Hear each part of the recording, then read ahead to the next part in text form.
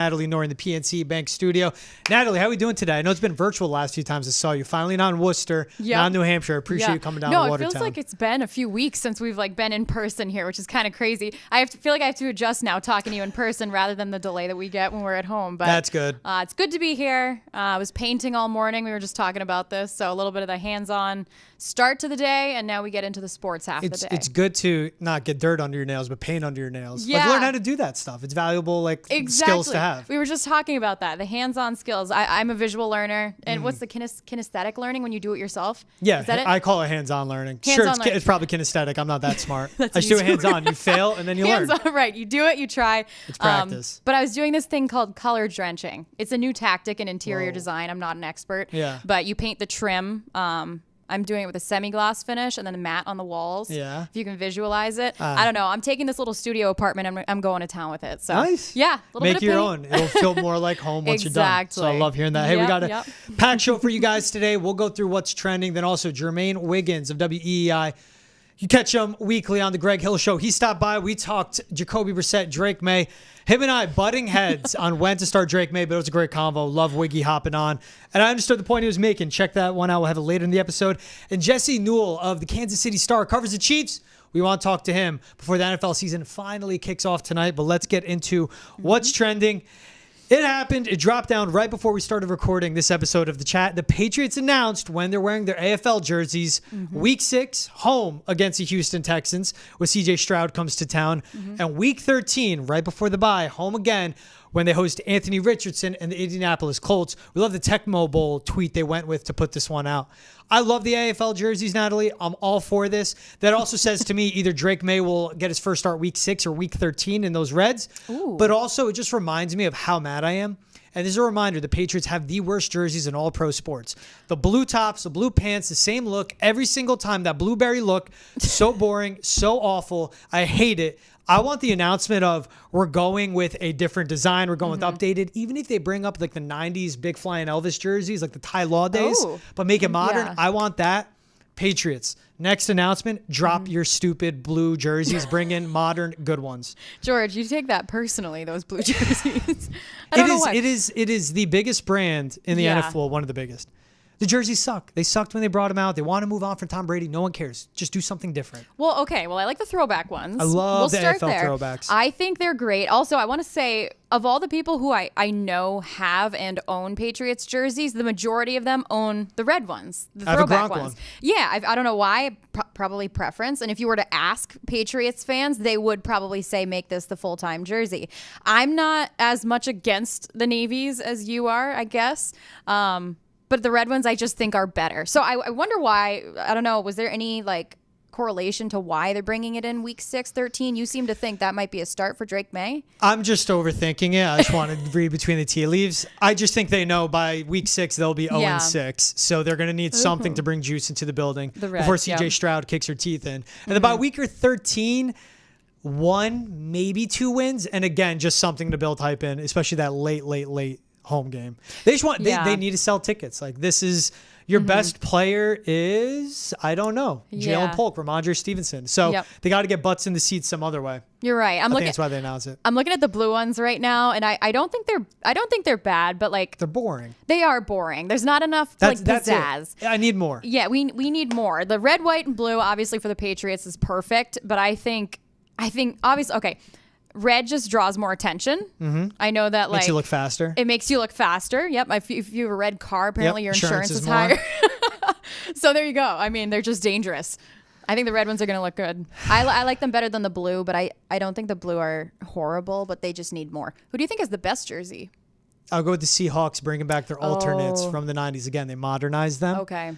Overall in the NFL, I always go Chargers. Just love the Chargers design, especially growing up being an LT fan. That's where I go with the best. All right, now let's talk about this Sunday. Jamar Chase back practicing with the Bengals. This doesn't mean a contract is done. It could get done as of the recording of this episode of The Chat.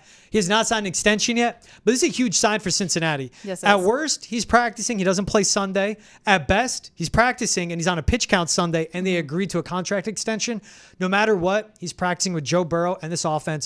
Their Super Bowl window is right now. That's huge for him. It's his first time practicing, as he skipped out the last 3. And he's done workouts throughout the summer, but this is like, we're talking about practice. He's actually practicing with Cincy. That's huge for the team. Yeah, and that's obviously a step in the right direction. That's all you can look at it as right now. And by the time this episode is out, who knows what could be the news. But he's practicing, step in the right direction. This is a good sign for Bengals fans. I actually have a few friends who are news reporters, sports reporters out in Cincinnati, and they text me. They said, hey, I'm going to be at the Patriots game on Thursday. It's going to be great. Just so you know, Jamar was practicing today. So I think it's a sign that could just kind of indicate a little more solidity, I guess, in his position in the upcoming near future here. But again, nothing is announced yet. We don't know, but he's practicing. That's what's huge for them. Yeah. Top 3 quarterback, top 3 receivers, one of the best. He's going to get paid.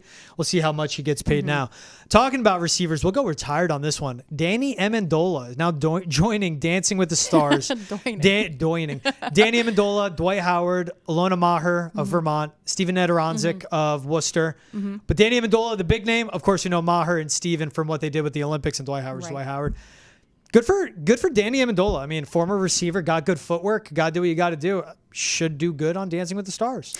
Yes, and I think it's funny. I always like when I'm not an avid Dancing with the Stars fan, but I have watched enough to know who might be good and who might not be. Don't know about Danny Amendola. I'm not going to hate on him just because I love him anyways, but I've seen Von Miller. He did pretty well on Dancing with the Stars. I think he was with Whitney Carson back in the day, but it's always fun to see the NFL players. I feel like they're a little more mobile than like the MLB players or whoever else they've Footwork's had. Important. Exactly, but that's why I think Steven, I don't know how to pronounce his last name. Nedoranzik. I could be saying it wrong. Okay, well, Pommel kid. Pommel King.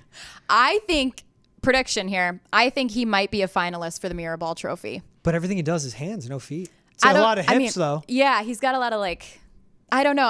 I don't know. What he does, too, is an art. So he can translate that to the ballroom dance floor. I wouldn't be surprised to see him go all the way, honestly. I'm excited for it. All right, now we talk about that interview with Jermaine Wiggins at WEEI. Check it out. We got it for you guys right here.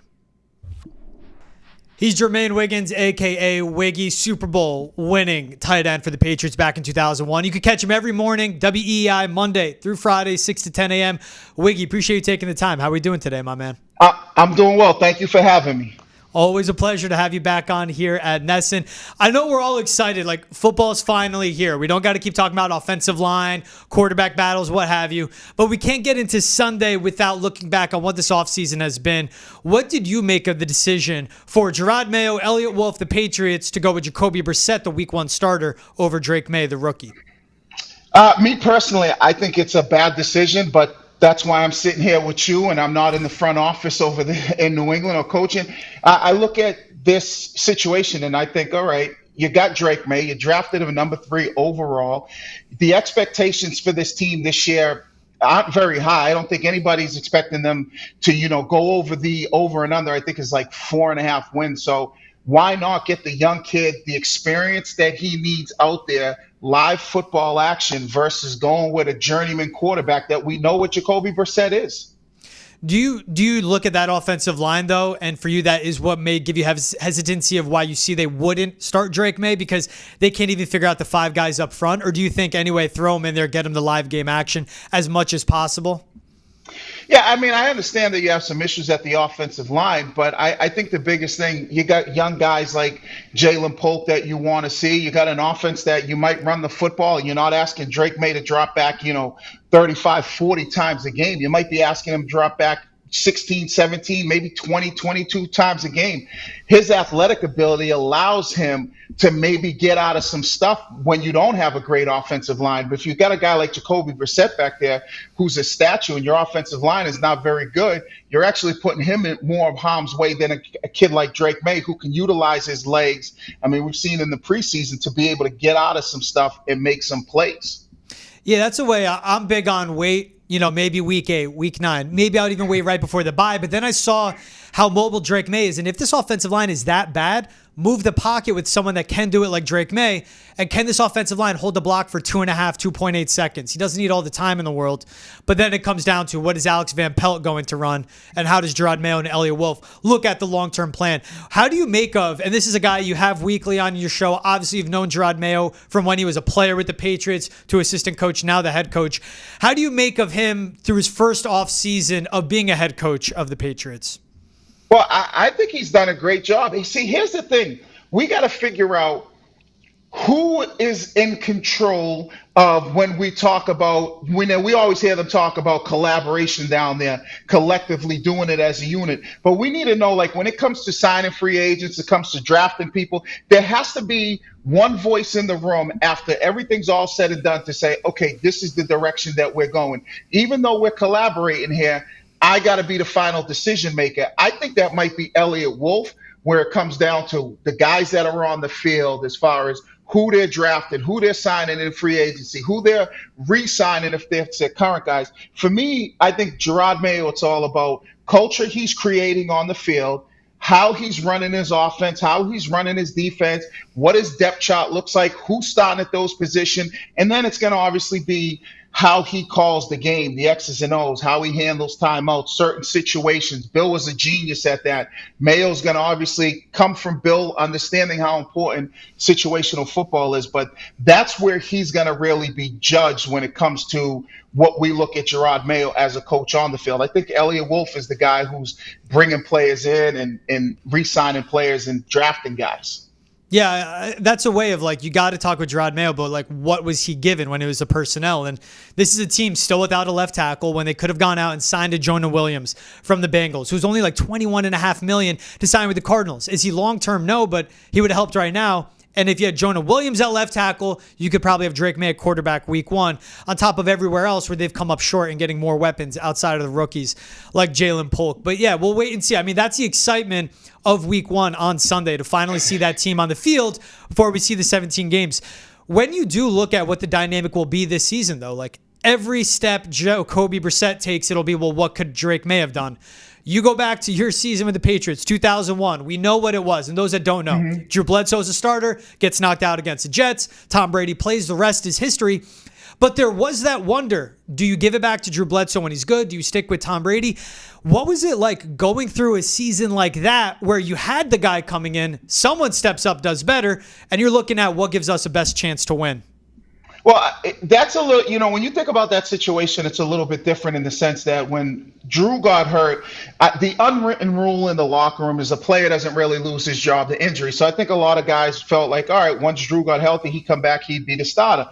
But Bill Belichick made the decision to say, you know what, even with Drew being healthy, I'm going with Tom, and I think that was, obviously we know that was a great decision by Bill because look at what it was able to do for the Patriots organization.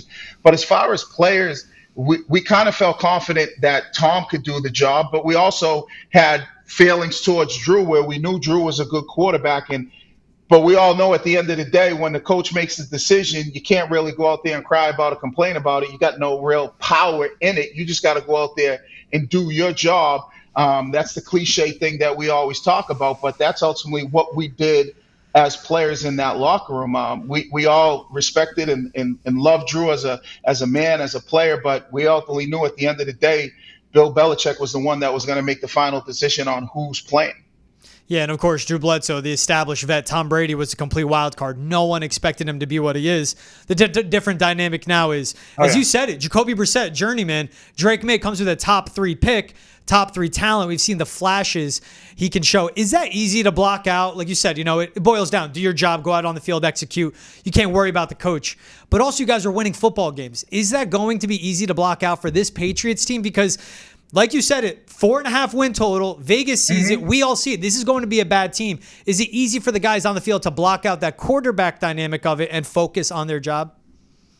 No, when your team sucks, it's not easy because you're going to look at a kid like Drake Maye, who some guys might look at and go, well, damn, this kid gives us a better chance to win and do some things because, I told you, when you have things that kind of falling apart and you get to this backyard football, it's about guys having athletic ability, especially at the quarterback position, to extend plays. I remember playing in Minnesota with Dante Culpepper, and his ability to keep a play going just allows a wide receiver to uncover and make a play. And that's the thing that you see all the time with athletic quarterbacks, the ability, because a DB can only cover for so long. And sooner or later, you'll be able to uncover because the quarterback has that capability and he's able to make plays. We've seen it in the preseason game with Drake Maye rolling out to his left, throwing across his body.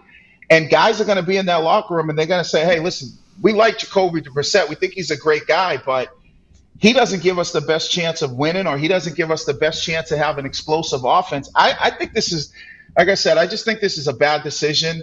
I don't know. I know Gerard has said he's the final decision maker, but I don't know if this is something that's being forced on him by Alex Van Pelt and Elliott Wolf. I just think it's stupid. Does anybody complain about Bryce Young playing in Carolina? He got beat up last year. I think if anything, Bryce Young will tell you, hey, that 1 year allowed me to be leaps and bounds ahead of where I am for my second year. I think it's stupid. Everybody goes, oh, what about Aaron Rodgers? What about he sat behind Brett Favre, and Jordan Love sat behind Aaron Rodgers. Those are Hall of Fame guys. I think you just play guys. No one's complaining in Washington by playing Jaden Daniels. I think you draft a guy that high, you play him. Yeah, and of course, Aaron Rodgers sitting behind Brett Favre, he said a Hall of Famer. Jordan Love, same thing. Even the Patrick Mahomes, Alex Smith debate, that was a playoff team for the Chiefs. Alex Smith leading them into the playoffs. There was no rush. The sense of urgency is different in New England. But even look at Bryce Young, and we'll see if he makes that year 2 jump. But Dave Canales, one of the best play callers, they invest in the offensive line. Deontay Johnson, Xavier Legette, along with Adam Thielen, they got him the weapons. I just don't see that support around Drake Maye. But again, it goes to you play him, you get those real game reps. He'll play at some point this season. And I don't think the Patriots are helped by their schedule at all. What do you think about it? Let me ask this question. Yeah. What's the difference between starting Drake Maye in week 5 and starting Drake Maye in week 1, other than the 4 weeks? I don't think you know who can block up front. Like, we've never seen a healthy offensive line. They've looked like crap. And the steps that they have taken where he comes in, where his footwork was awful, his needing to make progressions, like, this is a guy that might have had to sit a year or 2. If that offensive line looks fine, you start Drake Maye. But they don't actually know, because Vidarian Lowe goes down, which isn't a left tackle you want. Sidney So goes down, so that's a shakeup to your starting left guard. Onwenu, Chuks Okorafor, Caden Wallace, Layden Robinson, all these guys are unproven except for Onwenu on the right side. If that offensive line looks fine, and you know that by week 5, you go by him. If they look fine by week 3, go with them against week 4. But I think they also look at the schedule of at Cincinnati. Seahawks, I think that'll be a closer game. Then at New York, at San Francisco. You at least want to get him into a spot to succeed, and he needs to succeed by having a good offensive line up front. And it is, end of the day, first-time head coach, first-time offensive play caller, first-time defensive coordinator, a lot of first times around a kid. If you rush him and he regresses back to UNC Drake Maye, then it can ruin the next year or 2, where this is a 3, 4, 5, 10-year plan of Drake Maye can be that guy. I think this is the shortcoming of the front office. I mentioned it to you, Wiggy. They did not get a left tackle. It's kicking them right now. They didn't go out and get a playmaker on the outside. It's kicking them right now. So the guys we've seen play, and Bryce Young didn't succeed, but like a CJ Stroud, that's an anomaly. Guys that played as a rookie, they had good wide receivers. They had an offensive line. They don't have that right now in New England. So I think that's the difference between week 1 and week 5. But if the offensive line looks good, then week 5, week 6, I'm fine. I'm saying week 9 against the Titans, week 8, week 9. I'm saying around there. But if it's week 5 and they look good, go ahead. That's how I stand. But here's what I would say to this. How many bad teams who draft in the top 5, who have bad teams, bad personnel, coming off a bad year, draft a quarterback in the top 5, sit that quarterback? Everybody brings up Alex Smith. And Alex Smith, remember, before he got to Kansas City, 2 years prior to getting to Kansas City, he took a San Francisco team to the playoffs. Everybody talks about, we already talked about Aaron Rodgers, and we talked about Jordan Love. When you start to think of these guys, look at the guys that are in similar situations. Guys like Matt Ryan. We had Matt Ryan on the Greg Hill Show, and he talked about how much experience he gained from getting actual live reps every day in practice and playing in games, and how much better it made him as a quarterback. You look at a guy like Matthew Stafford. Guess what? When Detroit sucked, you think they said, all right, we're going to sit him on the bench for a backup? You look, even when Cleveland and Alex Van Pelt was down there in 2017, when they stunk and they drafted Baker Mayfield, they didn't say, well, you know what, this team around them stinks, let's sit him. Teams that are in the position as New England, who are coming off a bad season, who are not a good football team, and they draft that high, they generally play those guys. We saw it with Carolina. We saw it with everybody want to talk about C.J. Stroud. That Houston Texans team won 4 games before they drafted him, or maybe 2 games, and they went right in and played. That's what happens when you're talking about having a bad team. And that experience, There's nothing better than real life football. I don't care what anybody says. You're not learning anything standing on the sidelines holding a clipboard. It's just you're not going to be able to advance as far as you would, even if you're getting beat up. At least you're getting all that knowledge from that end game. It's going to make you better next year. Yeah, the problem the Patriots have, once week one rolls around, those starter reps will end up going to Jacoby Brissett with this offense. Right. I think of, like, you listed Matt Stafford. I don't know who came first, him or Calvin Johnson. You mentioned Matt Ryan. I mean, he had a good offensive line, and he had Roddy White, who was at the peak of his career, getting to his peak at that point. And C.J. Stroud with Bobby Slowick. That's going to be the next head coach to come, with Nico Collins, with Tank Dell, and with an experienced offensive line as banged up as they were. But also C.J. Stroud is an anomaly. You could even bring up Justin Herbert, how good he was. Threw for 4,000 yards his rookie season. But there's Herbert, there's Cam Newton, there's Andrew Luck, there's C.J. Stroud. Those are 4 or 5 guys that threw for 4,000 yards as a rookie. The only 5 to do that, including Jameis Winston. But I just think of those situations, it's better than what they have in New England. But again, if that offensive line looks fine, like, that's my biggest concern. I don't want him to regress back, but he's shown the flashes. He'll eventually get that live football. I also think it's how the Patriots just look at the uncertainty up front. If they don't keep him upright, and Wiggy, you know how it is, they're going to get PTSD from what happened to Mac Jones. Now, what happened to Mac Jones in and of itself was an anomaly. Shouldn't happen with May, but they messed up Mac. They don't want to mess up Drake Maye because they'll be picking in the same spot 3 years from now, right? Well, let me ask you this question, because everybody goes into that and let the offensive line chirp. If the offensive line is that bad and that we all expect that they're going to struggle, Jacoby Brissett can't move. He's not a mobile quarterback. Throughout his career, he's gotten injured. What happens if he gets knocked out in the second quarter of the game? Yeah, do you put Drake Maye in? Yeah, they probably would have to if you take more of the starter reps. I wouldn't want him. I don't want him there. I don't like how they have Joe Milton as a backup. They should have went out and got a vet.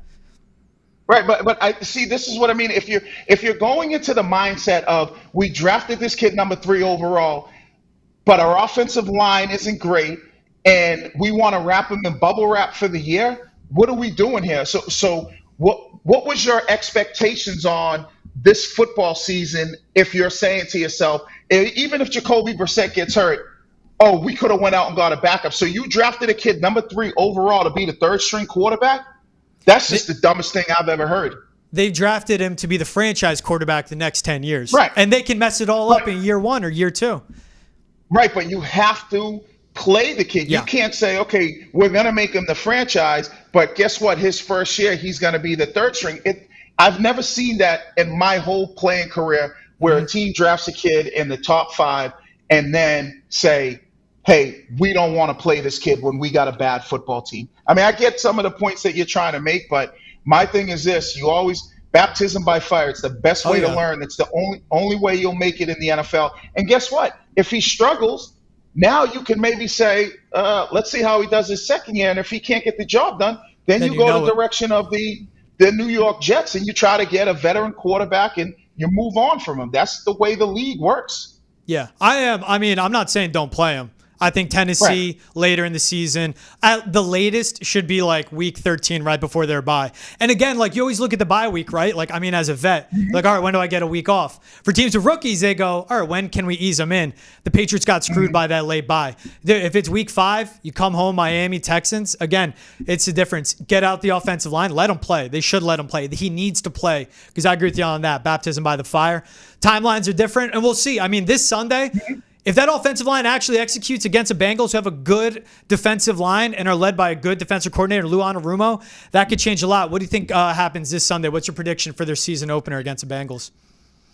You know what? I don't think Jamar Chase is going to play personally, because if I was him, I wouldn't play until I got my new contract. I wouldn't run the risk of doing it, especially when you start to see these wide receivers all across the league getting big money. But I just think that when you look at their offense, Cincinnati's offense, they're still going to have firepower with T. Higgins. We obviously know about Joe Burrow. To me, the biggest thing is, what's this New England Patriots defense going to look like? You lost Matthew Judon, probably your best defensive player. He was a guy that was a double-digit sack machine. You now lose that. You got to be able to replace that production. Who's the guy who steps up in that role to maybe make things a little bit tough for Joe Burrow?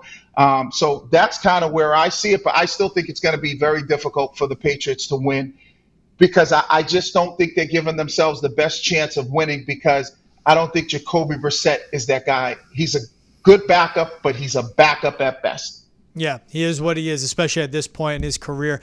What would you say would be a successful season for the Patriots this season, Jermaine?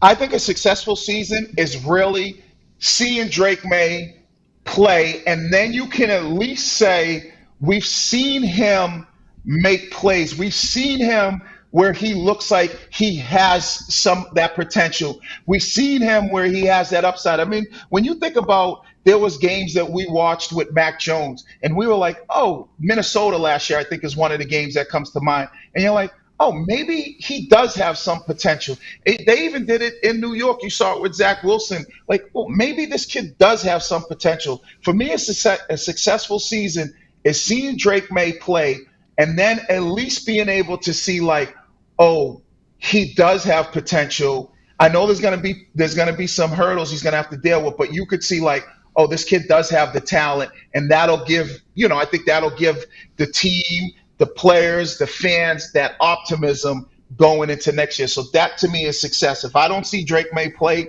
I think it's obviously they're not going to win, and I don't think it's a successful season because you want to see him. And even if Drake Maye plays, I don't care how many wins they have. I just want to see, does this kid have that skill set where you could be like, all right, he looks like he could be a very good pro at this level.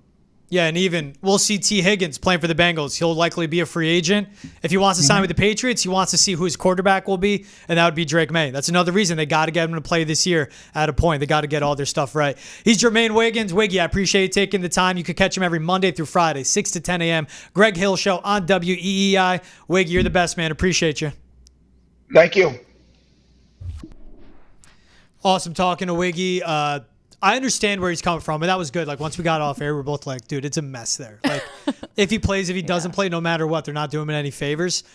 The points he make of, well, look, Bryce Young played for the Panthers, and does he regret that? I mean, the Panthers were once again the worst team in the NFL with Bryce Young, and it brings up Baker Mayfield.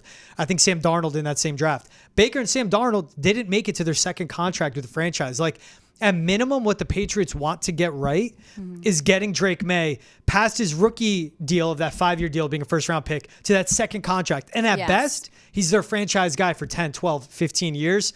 I'm just adamant until I see it with the offensive line. I'm not putting him out there. But Wiggy's right. He needs to eventually play actual football. But the offensive line has to show me they can protect him and have him regress back to what he was when he got in here before they play him. I don't know if we've spoken about it. What do you think for when they named Jacoby the starter, but also what do you think for the timeline for Drake Maye? Oh, God. Well, I think Jacoby as the starter was kind of a no-brainer in my opinion. I think that's why they brought him in, was to not only to be that mentorship like we've talked about before, but like he's a vet. He's been around the game for so long. He's been in the organization before. To have him as the starting QB right now just makes sense, but that might not be the ultimate end-all, be-all goal for the Patriots down the line, as we know. Drake Maye starting was not in the cards for me. He's too young. He needs to see more football. The offensive line is a mess. We can't put him out there, risk further damage to either him or the team.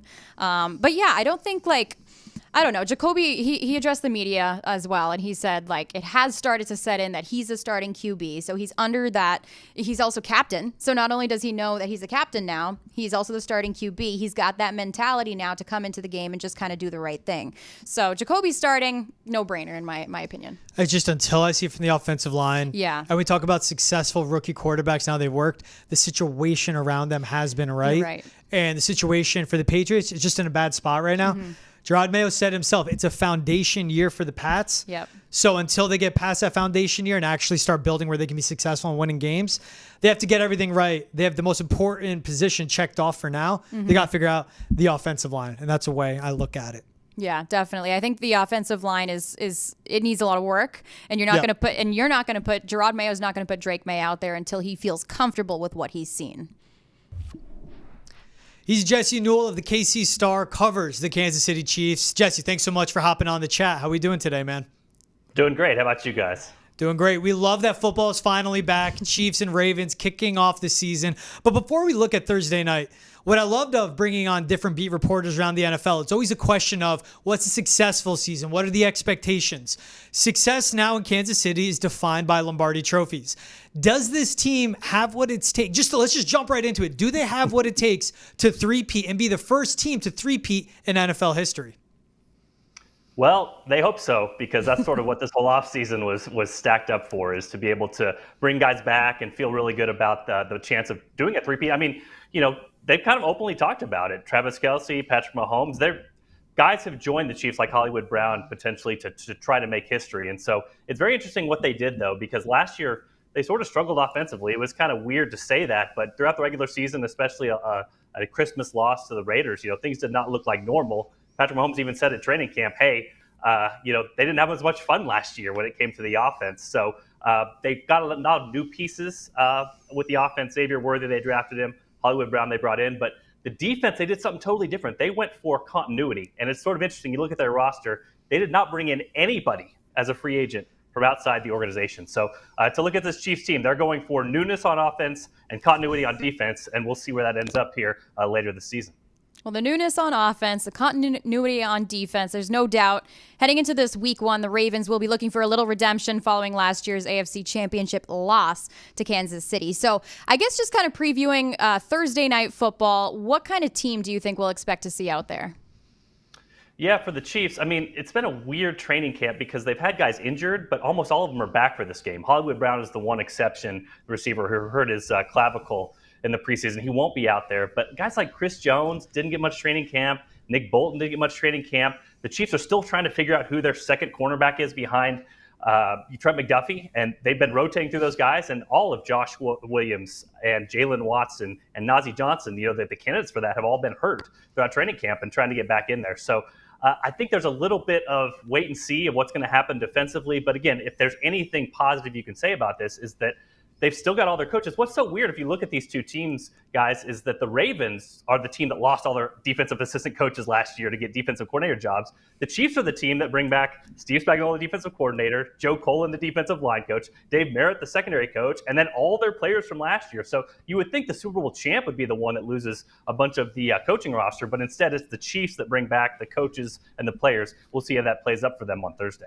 Yeah, I love how you point that out. Anthony Weaver, defensive line coach, now the DC down in Miami. Went from Baltimore to Miami. Geno Stone, Patrick Queen, just some small guys that are no longer with the Ravens. But you brought up what the additions were, and Hollywood Brown will be inactive on Thursday Night Football.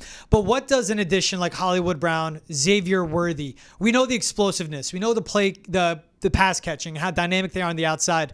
But what does it do for this offense, which you were right? Through 17 games last season, they never looked right. Even second half against the Ravens, shut out, but this defense led the way. So what do these additions for the offense do for the Chiefs? Well, the Chiefs hope it opens up a downfield threat. And we saw earlier in Patrick Mahomes' career, it's crazy. He's become a chameleon, kind of like Tom Brady. He does what he has to do to win football games. And last year, that meant average depth of target really short. I mean, they threw the ball as short as any team in the NFL. And then you look at his long pass numbers, they were second worst in the NFL.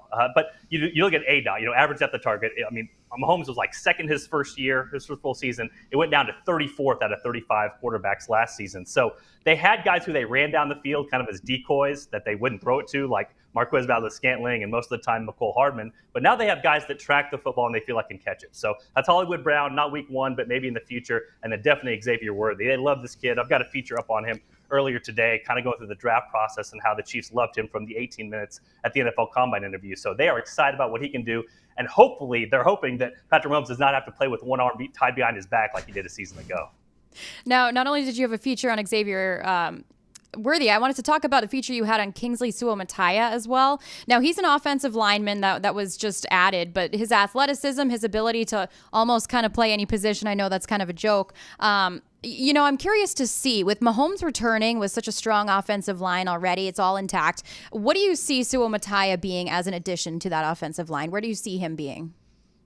Well, the Chiefs have gotten everything they could have ever wanted out of Kingsley. They took him in the second round. They moved up one spot, obviously, to get him there. But they needed a left tackle, and he's going to start for them at left tackle, which is, again, if you're looking to three-peat, if you're looking to be a Super Bowl champ, usually you don't start a rookie at left tackle and hope for the best. And that's sort of where the Chiefs are at. But to kind of cue up that story, the feature on him with Kingsley, I would talk to the sports science guy at BYU, and he says, I don't see him as an offensive lineman. I see him as an athletic player who plays O-line. And so, he was kind of talking about, hey, if he got his body in different shape, he could play linebacker. He could play fullback. He could hang with guys in the NBA. He can kind of slide that well. So we know Andy Reid loves these pieces, loves to be able to be creative with what he can do. And potentially for the Chiefs, they're going to ask him to pass protect. They're going to ask him to do a lot of things there. But can he get downfield and block? Can he be a big guy in the screen game that can get out and run downfield and lead that? I mean, even the BYU Sports Science guy said, hey, BYU had some plays in the offense to throw the ball to Kingsley. Will they throw it to him? I don't know. Andy Reid obviously has all the creative stuff. He's got the snow globe of death, all those sorts of things.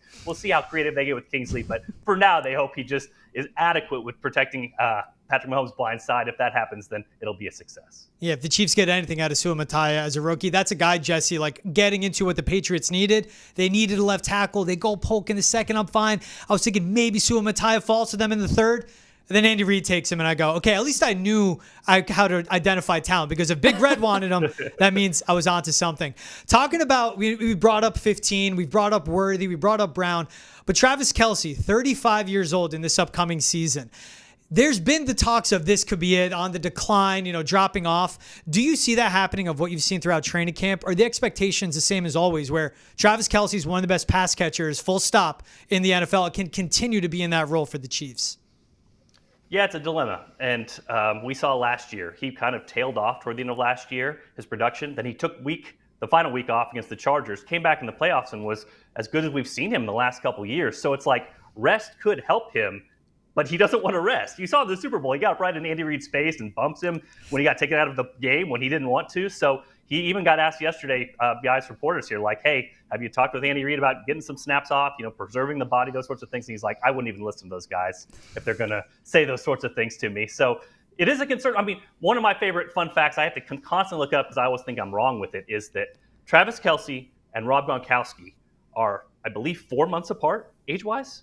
And so you guys know Gronk. I mean, he had a Hall of Fame career, retired, came back and played more and won the Super Bowl, and now has been retired again. And Travis Kelce is still in the NFL and considered one of the top, tight ends in all of the league. So it's pretty amazing for him to keep this type of production, whatever it is, at this particular point when you compare his age to where he is, which is Rob Gronkowski's age. So, yes, there should be a step back for him. Yes, they should give him time off, but doesn't seem like what he's interested in. So probably a little bit less wiggle, a little bit less yards after catch for Travis, but he'll still be a main part of the offense. And the ESP that he has with Patrick Mahomes, that still remains intact. Yeah, you can't beat that. We know what Hollywood Brown, what Xavier Worthy, what that can open up for Kelce. Take less catches from him, but that'll save him for the playoffs. As you said it right off the top, like that's what it's all about with this team in this offseason. And we can't talk Travis Kelce without talking the stardom that it comes with. How have you seen this team handled? There's the expectations of three-peating. It's Patrick Mahomes, it's Travis Kelce, but now there's that added attention that you get with Travis Kelce being with Taylor Swift. It's such a weird thing to talk about, but that is a challenge in and of itself of the extra attention and the pressure they get. How have you seen the leaders in the locker room handle that extra attention they get of Taylor Swift being with Travis Kelce, and also how Kelce and Mahomes themselves have been able to block that out and still concentrate on football?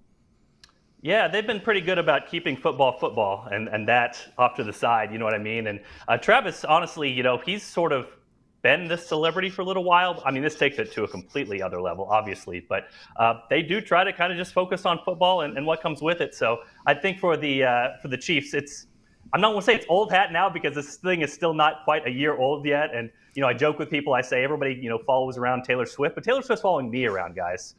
I'm the beat writer. She's following me to the stadium. So, again, everybody's getting used to that new publicity. But as for now, they've sort of been able to compartmentalize what this is and kind of have fun with it along the way. And so this has made the Chiefs pretty much America's team, whether you are following football or following music and celebrities. And they've embraced that pretty well and obviously won Super Bowls even as it's gone on. Now, just to kind of piggyback off of that, have you seen like a new batch of football fans or a new crowd, a new demographic, I guess, of fans coming to see games or practices or anything because of this effect? I mean, there's all sorts of weird things. I was doing a podcast in England the other day and or with a guy in England. He was talking about his store 30 minutes down the road or 30 miles down the road that was selling Taylor Swift Chiefs gear. And you're thinking, God, this thing has gone international. You know what I mean? Can you imagine Chiefs gear out there in England? But yeah, you see training camp, signs, little girls out with their dads, signs to go Taylor's boyfriend, those sorts of things. So it has been pretty interesting to see kind of the dynamic of what happened and a whole new generation of different people embracing football and embracing the Chiefs. And whatever she wears to games, that immediately sells out in these local stores. So she's done some good for local businesses as well. Hey, it's awesome to see that happen. I'm all about more eyes, more attention, more fans coming into football. We love that effect. All right, let's get back into talking about Thursday night matchup with the Ravens. What do you see being a key part of this game? Because we go back a year ago, and the Chiefs were stumped on their banner night, on their unveiling night by the Lions. But what's different, especially in a match where we get an AFC Championship rematch, but this time in Kansas City? Yeah, I mean, again, the continuity part I think is going to be big. The Chiefs are probably a little bit not as deep. They're not as deep this year as they were last year, where they had guys like Drew Tranquill, who stepped in when there was an injury to Nick Bolton. Mike Edwards stepped in when there was an injury to Brian Cook at safety. And then even, Charles Omenihu got hurt, and they had other guys able to step in there as well. But Omenihu was productive after they signed him as a free agent. So all that kind of goes out the window week one, though, because the Chiefs haven't racked up the injuries that you're going to rack up throughout the course of the season. But we've seen Lamar Jackson. He's so good in underdog settings. I saw a stat today. I think he's, as an underdog, 1-1 against the spread and 10-4 straight up. So these are the settings where he thrives. But like I said, for me, if I'm looking at this from the Chiefs' perspective, I would say continuity is on their side when you're talking about trying to work in different guys, work in different coaches. The Chiefs have the advantage of that, and potentially that can play up in week one. So interested to see what both teams do here. And obviously, Baltimore had a regular season that was for the ages last year. If you'll get some of the advanced numbers like DVOA out there. But it was a disappointing end of the season because of what happened with the Chiefs. So I'm sure they're going to be ready to go out there and show last year that they don't want that to happen again. And potentially that was a little bit of a fluke. Ravens went into that game favored, did not win it. They want another crack at the Chiefs, I'm sure. Now, something I wanted to ask about is you mentioned earlier the Chiefs are looking for that second cornerback still, the continuity on defense. But something that stands out, Jackson is 1-4 starting against Kansas City. But something about him is you tend to find him out of the pocket a little more. He's good as a runner against this KC defense. But he averaged more yards per rush than per pass attempt against them. So what do you think, if you were to analyze kind of the KC defense here, how do you think Lamar Jackson is going to perform against them? Yeah, I mean, again, he hasn't had the most success against the Chiefs, so that's one thing to look at. But also there's kind of that new factor of Derrick Henry in there where, Baltimore's already a big team. They have a bunch of big dudes, and then they play with a lot of physicality. But now you got Lamar doing that and bowling over people, and Derrick Henry kind of adding to that as well. So I think the Chiefs, what they wanted to do a couple years ago with Steve Spagnuolo, and one big reason they brought in safety Justin Reed, who also has been injured throughout this preseason, is going to be back for this game, is that he brings a physicality. A couple years ago, they were a little bit, for lack of a better term, they're a little bit soft on the back end. And so to play the way that Steve Spagnuolo wants to play, to have the creative blitzes, you got to stop the run. You got to be physical against the teams that want to punch you in the mouth. So I think against Lamar Jackson, the Chiefs could potentially have some success just because that physicality is part of what they do, part of their identity. But again, we'll see how that plays in this particular game where the Chiefs are getting some guys back from injury and are also going to have some guys like Nick Bolton playing out there with injury to see how well they can do. And Jesse, end it quick on this one. What's your prediction? Thursday night, kickoff to the season, Chiefs hosting the Ravens. Yeah, again, I kind of see the two trends here. That Lamar Jackson really good as an underdog trend, going against the Chiefs and the continuity, and liking that early in the season trend. But I'll actually, the Chiefs struggled last year in their opener against the Lions, lost 21-20. I'll actually go with the Chiefs here. I'll go 27-20 Chiefs. I'll say that they unveil the banner and have a 1-0 start to this particular season. When you point out they covered too. Hey, Patrick Mahomes disrespected the fourth best player in the NFL, according to players. Do not agree with that, but whatever fuel gets him to do a three-peat. He's Jesse Newell of the Kansas City Star, covers the Chiefs. Go over to him for the for Kansas City Star, does a great job. Jesse, appreciate you taking the time and hopping on, man. All right. Thanks for having me, guys. Thank you. That was awesome talking with Jesse. Natalie, I cannot wait for the NFL season to kick off tonight. And we'll see how it is. Taylor Swift, kickoff to the season right there in Kansas City. I know. I think this is a day that almost everybody in the United States looks forward to. Thursday night football. I think we have a lot of great games ahead of us to watch. I know it's a feeling of a new season. So ready to go, George. Can't wait for that. All right. She's Natalie Noury. I'm George Balekji in the PNC Bank Sports Corner. Shout out to Wiggy with WEI. Shout out to Jesse Newell at the KC Star. Appreciate both of them joining us. This was Boston's End of the Chat. We'll see you guys next time.